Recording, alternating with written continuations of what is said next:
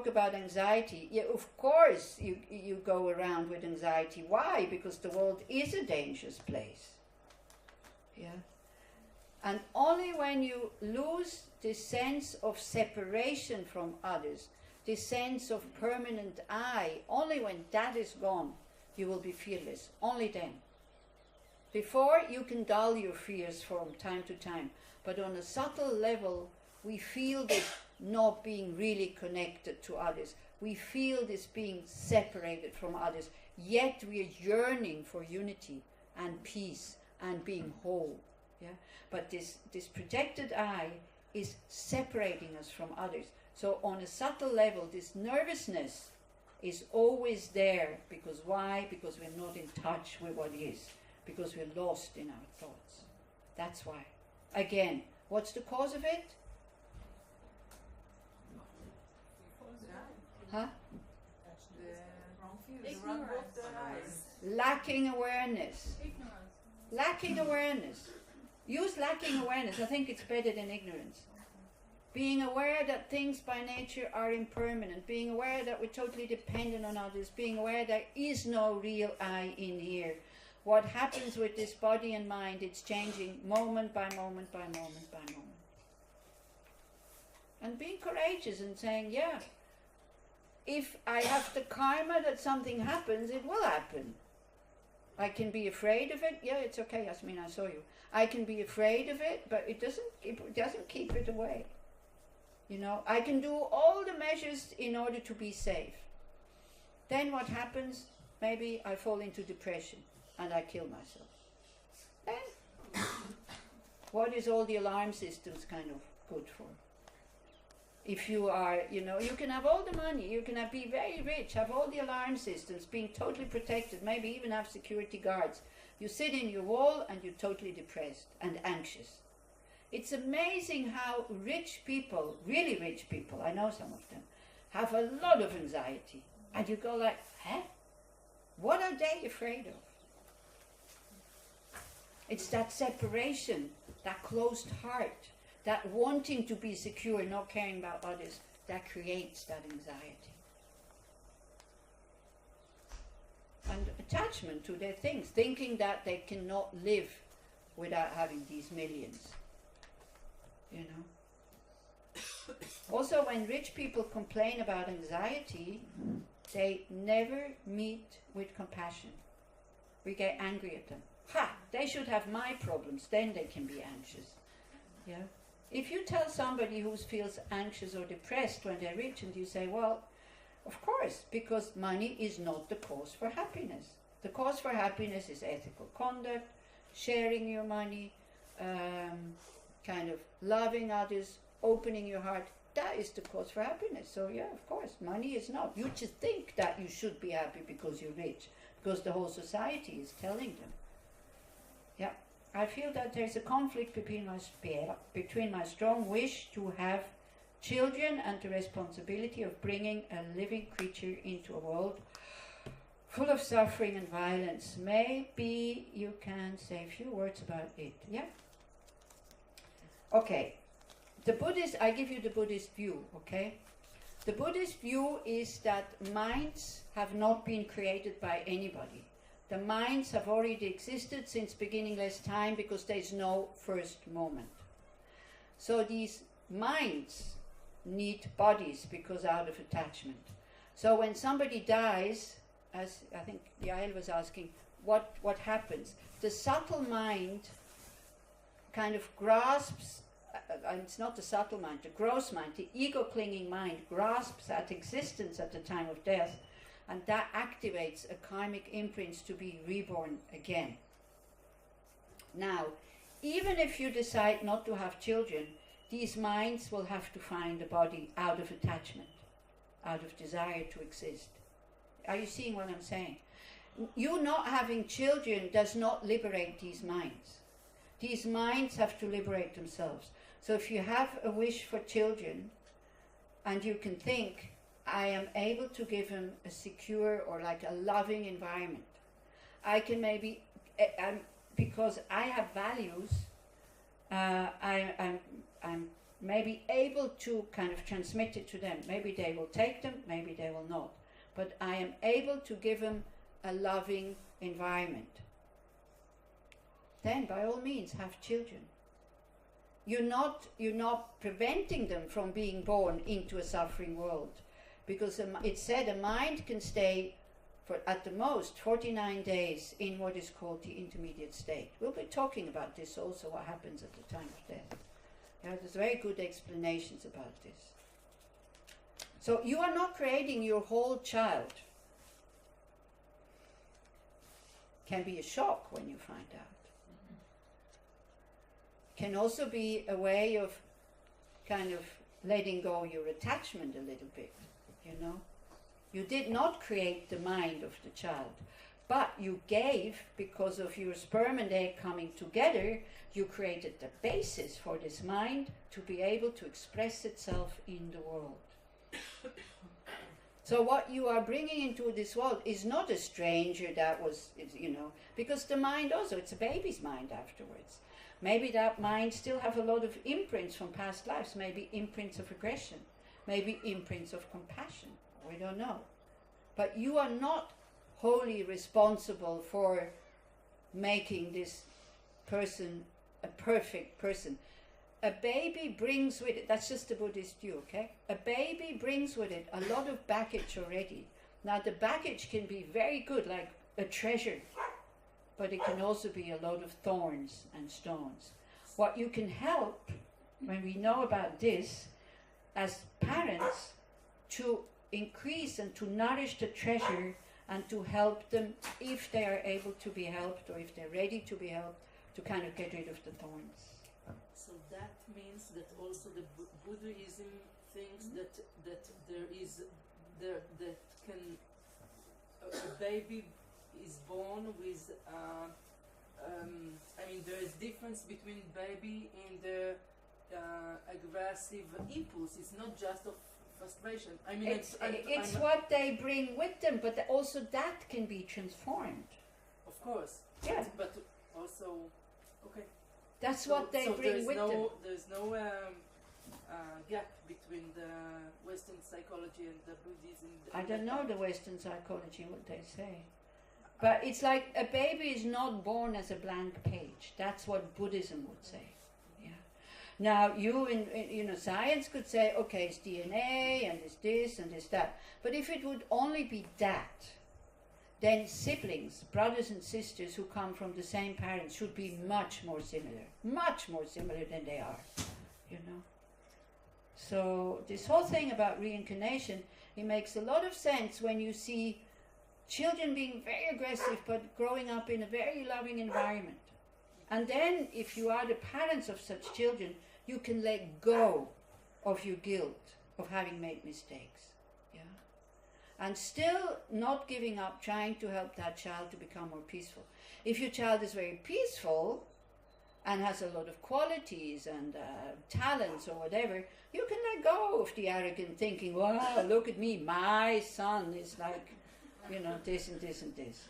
Yeah? It's not totally your son or your daughter. And even if you have given them this body, it's a gift, so it's theirs. Yeah. But basically, yeah, you all bring up strangers.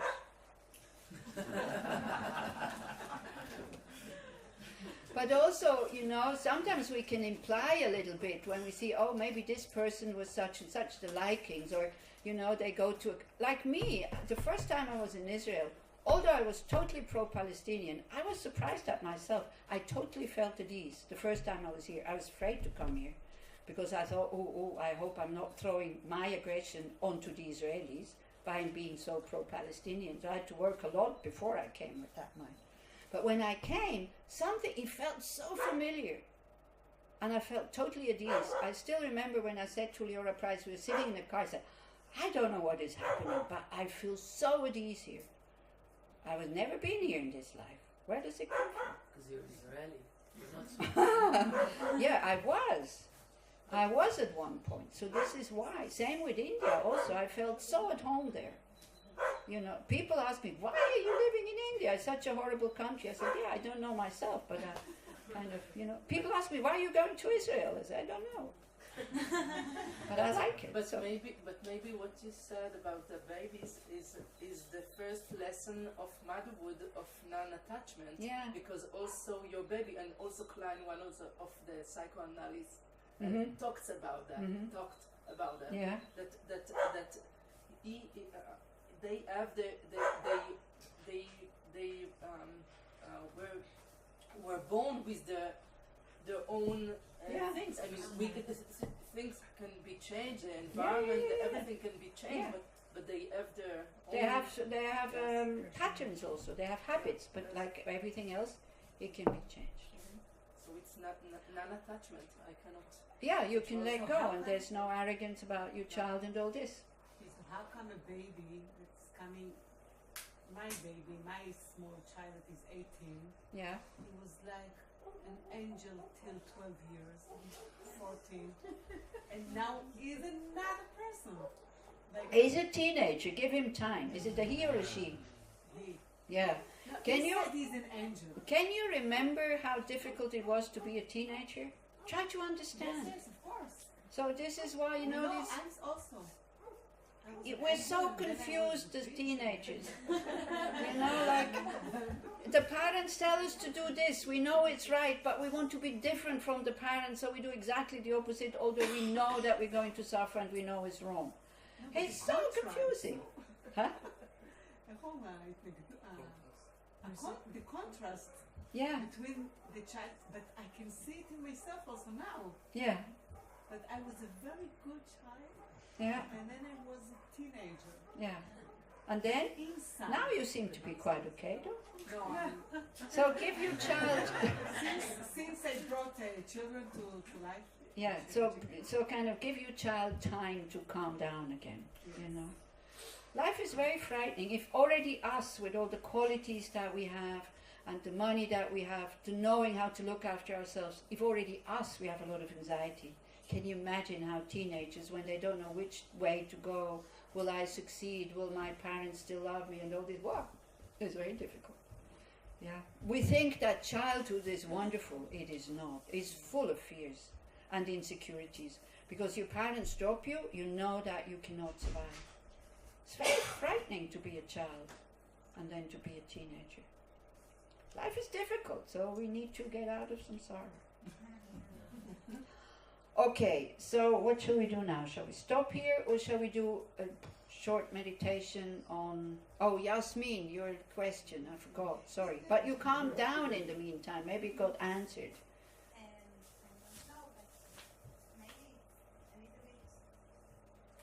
Too big? Okay, keep it for the next course. I just want to know how it can be with open art and also have boundaries when situation is not good for you. By including yourself in the open heart. You see, you go the Christian way, becoming a martyr. I suffer for the others. You don't need to suffer for the others.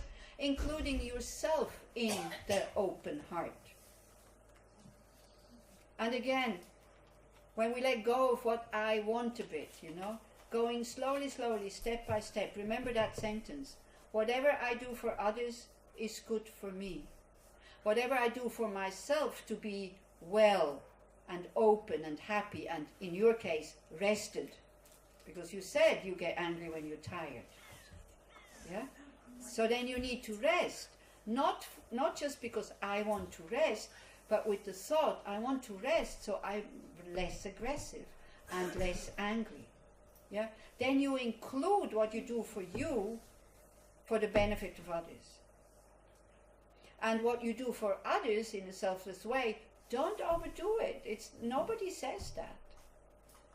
And again, an open heart is not necessarily running around and trying to help everybody. An open heart means wanting everybody to be happy and wanting others to be free from suffering. But for the moment, giving away that responsibility, just developing the mind state. Yeah? Don't take too much responsibility. Don't become the tzaddik who kind of gives up everything and then goes and helps others. This people can do with really big hearts. As long as we still have needs, We have to look after ourselves first. Yeah? Okay. So we do short meditation maybe, just to end this weekend of the open heart.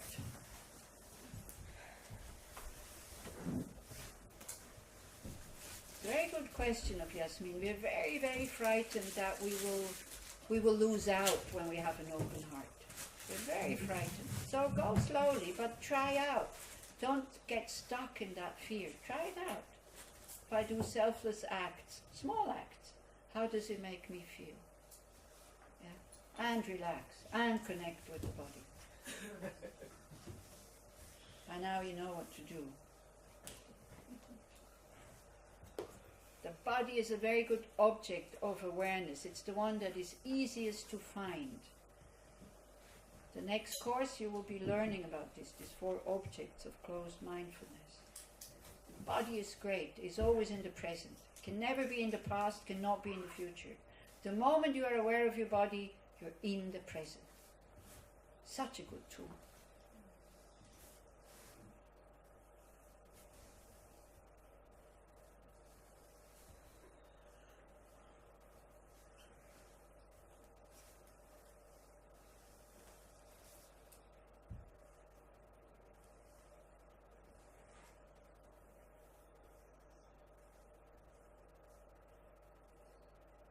And relax by thinking, soon I'll be relieved and I can go home. I can sleep in my own room. I don't have to share my room. I can eat the food I want to eat. I can spend as much time with my telephone as I want. Okay, see, these are the thoughts you need to think so that you start laughing at the beginning of a meditation. You need humor in your meditation. You need to relax. And can you feel how relaxing that is?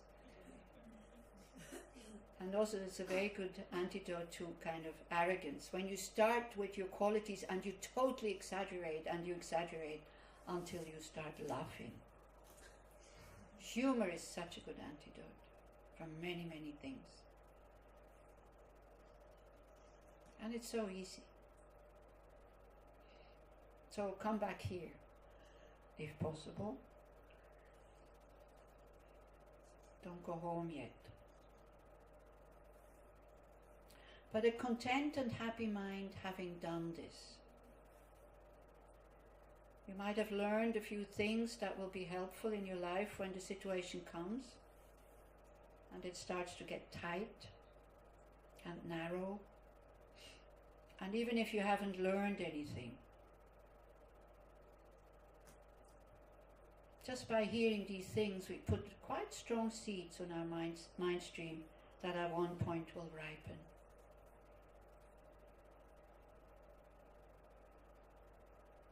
And maybe we are born to a family when the mother says, I don't know why my child is so good. That means these imprints of the open heart will ripen then. So don't worry, the seeds are planted. We don't need to have the result right now. We let go. We let it be.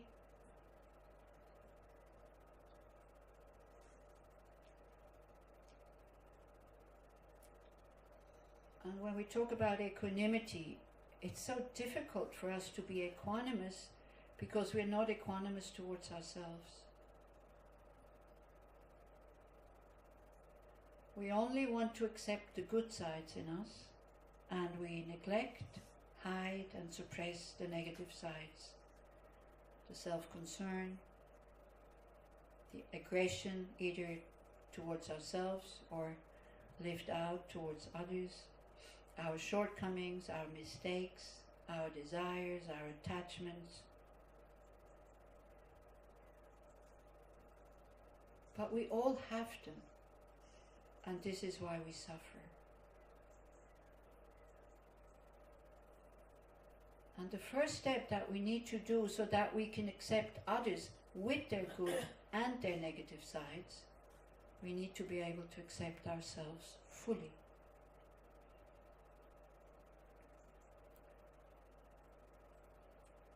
So we can try it out.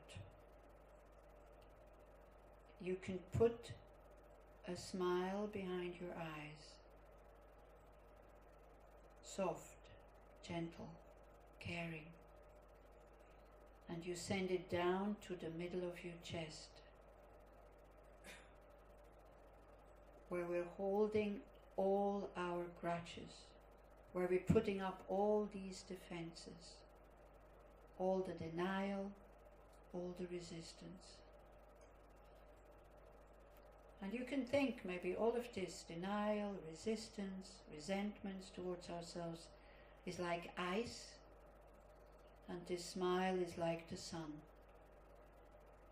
just melting it so it becomes nourishing water.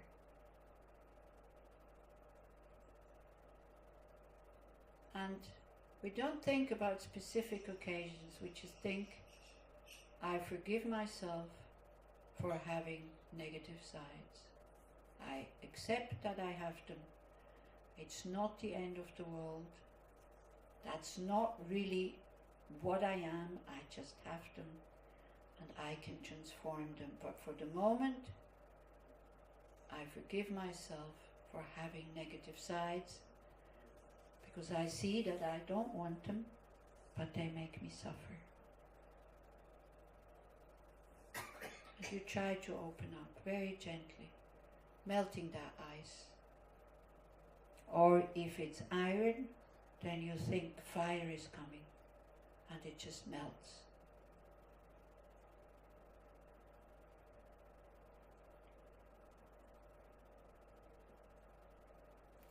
May I be happy? May I be well? May I be able to recognize these negative sides as not part of me, as being impermanent and not existing from their own side. May I be able to liberate that energy into its nature.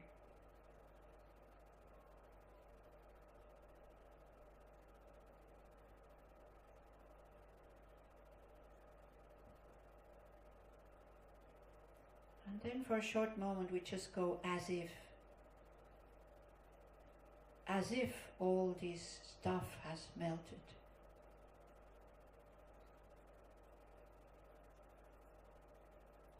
And you see your goodness and your beauty now starting to shine. Something that is always there, it is just hidden. And it shines out and it permeates your whole body. The softness, the gentleness, the caring, the wisdom.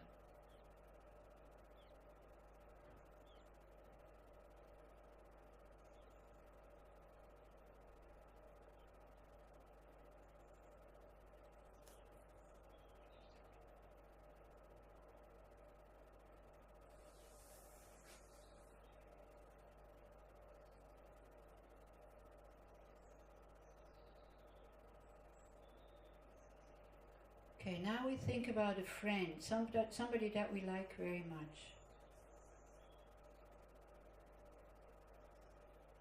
It's easy to see their positive sides, it's easy to be happy about their positive sides, and sometimes when it's real love we're even able to accept their negative sides because we see that they are more than just their negative sides. So even with our friends, we have to be prepared that at one point these negative sides, I will meet them. So I already forgive them now for having negative sides. Because I also see they don't want to have them and they suffer because of it.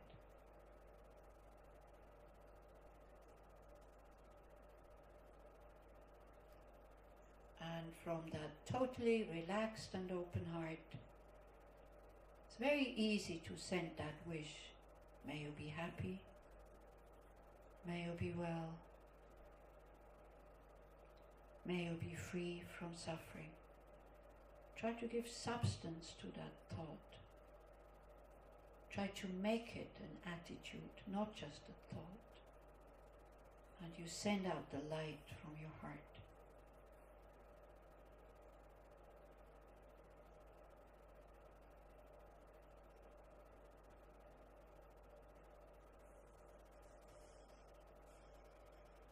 And we feel that soft, gentle, opening, healing energy when from the bottom of our heart we want somebody to be happy. This is love. It feels so good and it is so spacious.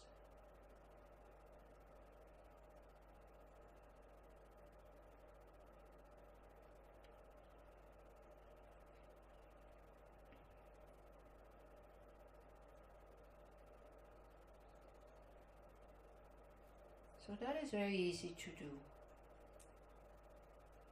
So we train with that. We train with easy things so that we see the immediate benefit of wishing somebody well.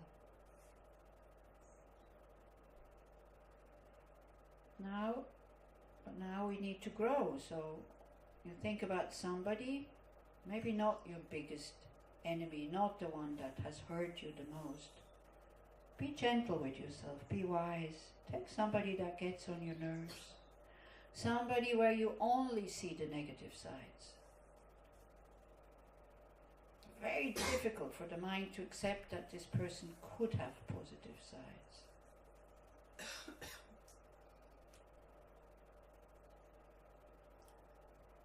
Now when the heart is open, we start to recognize this person suffers just like I do because of his or her negative sides. He or she does not want to have them, has no control.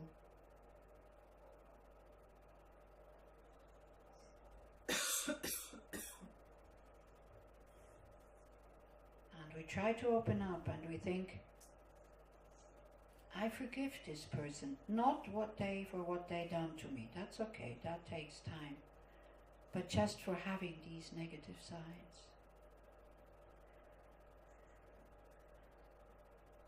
And if you can, from your open heart, may you also be happy, so that you can stop being so impossible, aggressive, or full of self-concern. May you be able to open up your heart, just as I am able to open it now. May you be free from suffering.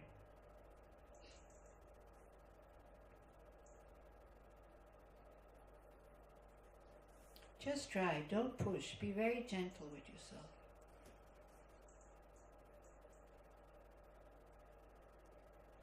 If it works, fine. If it doesn't work, just continue to try in the future. That is the best way for you to heal. The only way, actually.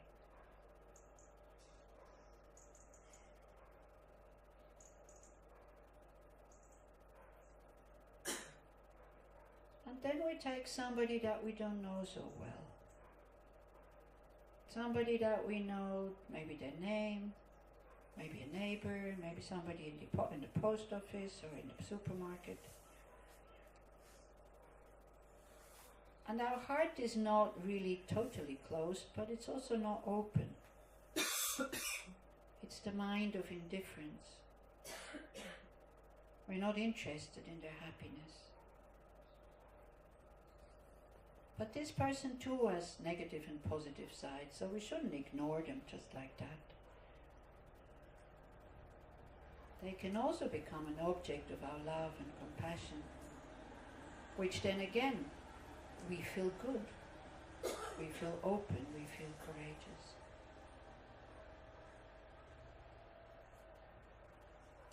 So before they show their negative sides to us, we can already forgive them for having them by thinking, just like me, they have negative sides, they don't want to have them, but they suffer because of the negative sides. May you be happy, may you be well, may you be able to open up your heart towards your own negative sides so that they can transform.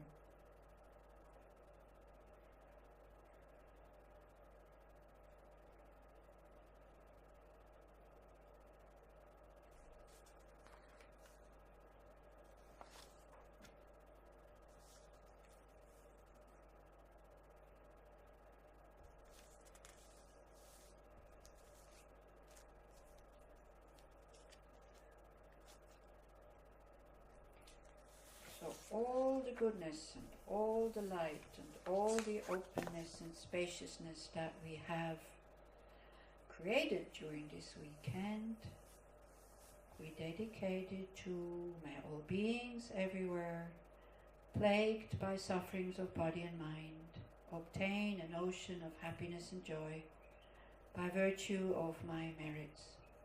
May no living creature suffer, commit evil or ever fall ill. May no one be afraid or belittled with a mind weighed down by depression.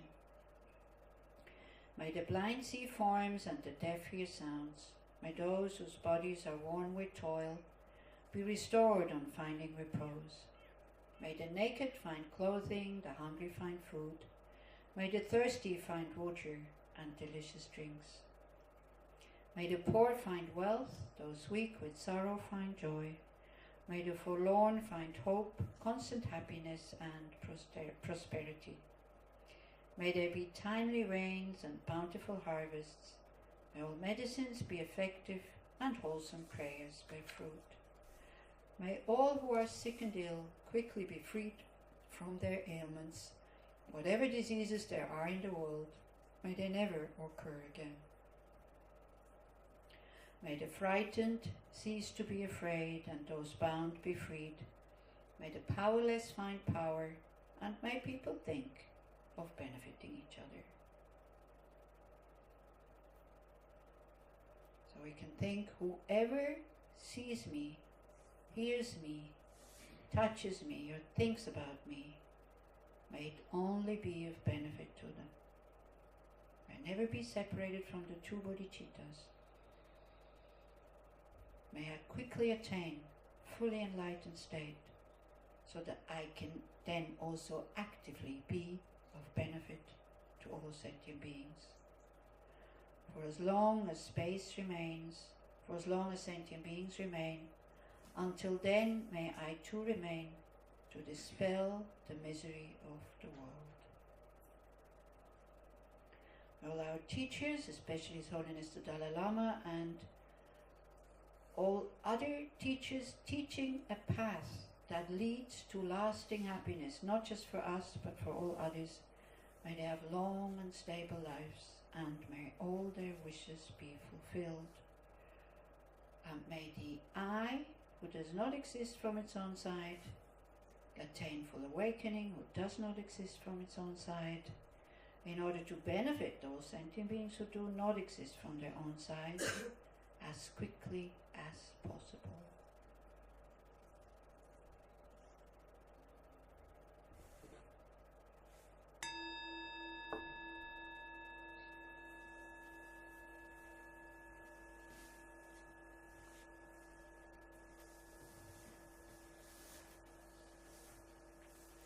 Okay.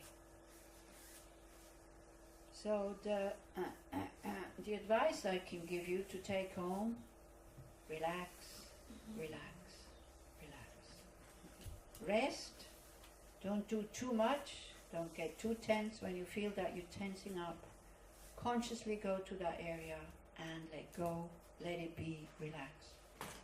This will really, really help you in your life. Don't try to be special.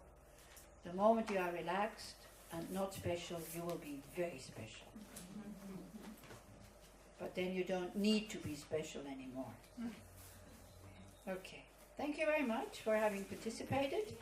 It's good for me also to do these things because then I get reminded of my own practice. So thanks a lot and all the best. Thank you. Thank you very much for your teaching. Well, thank you, Sarah, for organizing the course because the Israelis can be quite an unruly crowd. So it's not so easy. So if you want to try out your patience, you can sign up as a manager of the next courses.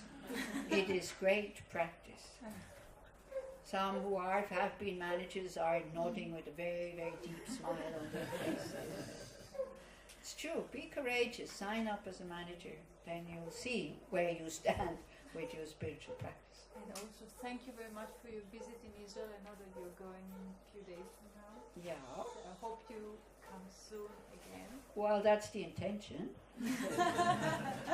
Thank you, Sarah. Thank you, Leora, also for being the head of this unruly group, and everybody else who helped so much, like with your volunteer jobs and everything. It's all a dependent arising. I cannot do this without you. They cannot organize a course without me, and without you, you cannot have a course without me and them. So no need to be separated from each other. Okay? Thank you very much, and I hope to see you again in this life. If not in this life, then at least in next life. This is why it's always good to end kind of meetings in a good way, because again, that flavor of that last moment is then becoming the flavor of the first moment of meeting again. But then it can change, as you say. We can be total angels for a while, and all of a sudden that karma is finished. And if we don't replenish it, then boom, then we're surprised. What happened? Well, karma finished, you know. Karma finished to be kind, so now karma, suffering karma coming up, but also it's not fixed. It can transform. And don't forget, when we get upset about teenagers, just remember how we felt as teenagers, how confused we were, how difficult that time is. Yeah. So if you do not have enough kind of energy to get out of samsara, just think, just that thing that I have to be a teenager again and again and again and again. No, thank you. Okay, good luck and bye-bye. Have a safe journey home. You have announcements or? Yeah, I just